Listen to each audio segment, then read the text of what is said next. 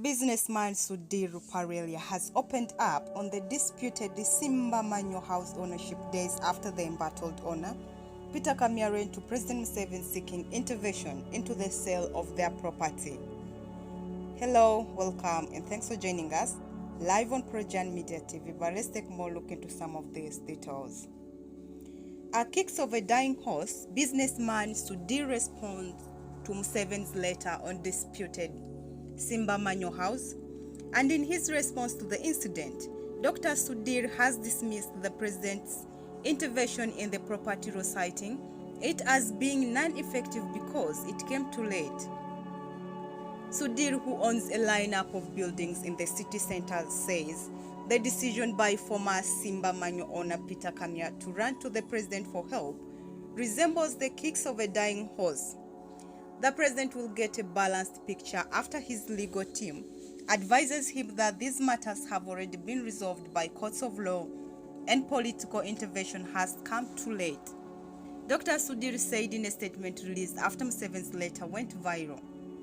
In his letter to Mutebire dated 3rd of September, President Museveni explained that the owners of the said properties, Mr. Peter Kamya and Margaret Munganwa, sought his intervention into the matter after they were left frustrated by what they claim was an illegal deal between Mogul Sudhir and the Equity Bank.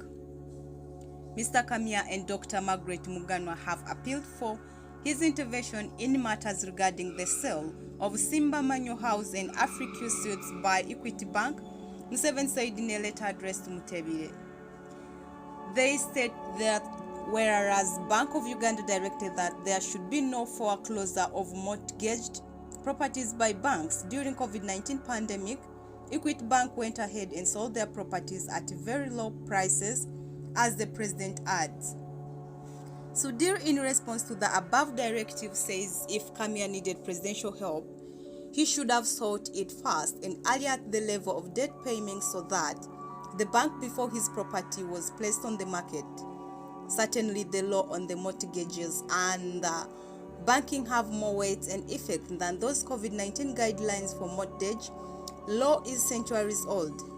Sudhir said, adding that despite Museveni's letter of intervention into the matter, the status quo remains, and perhaps that was a tactful way by the president to tell Kamya to go and sort out their issues with the Bank of Uganda.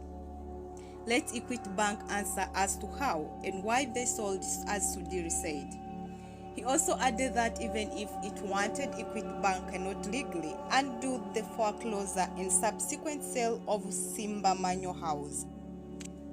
Sudhir acquires Simbamanyo properties, and Dr. Sudhir Ruparelia, the chairman of Ruparelia Group, who doubles as the honorary consul of Nepal to Uganda, acquired Simbamanyo House, a prime property along Lumumba Avenue in the center of Kampala, at 18.5 billion Ugandan shillings after Peter Kamya allegedly failed to pay a bank loan he had acquired from Equity Bank. Troubled with the loan conflict, Kamya contested the sale of his property to Sudhir after failing to pay back a loan he took from Equity Bank, who also later sold his Mutungo-based Africa Suites over the same loan, debt to Lualua Investments. And Sudhir's lawyers affirmed that the acquisition through the investment arm of the Ruparelia group of companies followed a public auction put up by Equity Bank, which sought to recover an unpaid loan of $8.1 million from Simbamanyo Estates. And Simbamanyo House gets new name earlier this month. Taikur Sudhir changed the name of Simbamanyo House located at Plot 2, Lumumba Avenue, to Gender and Labor House following the court ruling that is the rightful owner of the prime property. And the building is now under the management of Mira Investments Limited, a real estate arm of his Ruparelia Group Shelters and the Ministry of Labor, Gender and Social Development, among other tenants. Well, that is it for now, and thanks for watching Projan Media TV. We'll keep on updating with more of this. Kindly do one thing: subscribe and turn on the notification button. All these updates will come to you in time.